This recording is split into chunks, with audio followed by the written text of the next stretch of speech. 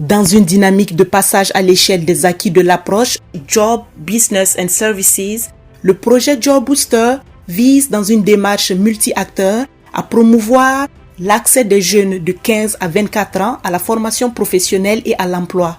3 régions du Burkina Faso sont concernées par le présent projet, à savoir les Hauts-Bassins, la boucle du Mouhoun et la région du Nord. Au niveau de l'enseignement technique, il y a un problème au niveau de la mentalité. L'enseignement technique, c'est toujours pour des élèves. Au niveau de l'enseignement général, il n'y a plus d'espoir. Même nos filles qui arrivaient quand même à vouloir faire quelque chose, ou bien à être employées, et venaient, on avait quand même des nouvelles de certaines, et c'est vraiment n'était pas agréable. Vous imaginez, bon, les moyens font défaut, on commence avec un petit truc, et finalement, on voit que au fur et à mesure, avec les difficultés sur le terrain, ça va pas. Ceux qui sont employés, on les utilise vraiment et sans leur donner un désintéressement à la hauteur. C'est difficile. Job Booster, c'est une initiative qui est partie d'une réflexion qui a été menée au cours d'une dizaine d'années à peu près.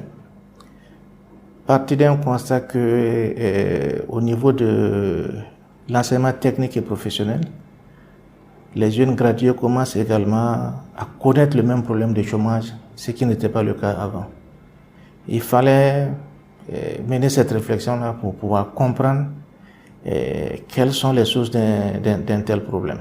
À l'issue de cela, il y a un consortium constitué de 4 partenaires qui sont Wardendar, qui est une ONG néerlandaise, le SPON, qui est la fêtière des ONG au Burkina, l'association AUAD, qui intervient dans la région du Nord, et l'ONG Credo, qui intervient dans les Hauts-Bassins et la boucle du Mouhoun, qui se sont associés pour élaborer un projet afin d'améliorer l'employabilité des jeunes. Job Booster va prendre attache avec les entreprises et en fonction de leurs besoins, former. Donc l'entreprise, en quelque sorte, contribue à la formation des apprenants en disant ce qu'elle veut, ce qu'elle attend de ses apprenants. Donc on sort de la formation professionnelle classique pour amener une autre manière de former. Avec ces entreprises-là, il y a une charte que ces entreprises doivent s'engager à respecter. Et dans cette charte-là, il y a aussi cette question de revenus décents, d'emploi décent. Et toute entreprise qui veut travailler avec ces jeunes-là doit s'engager à respecter cette charte.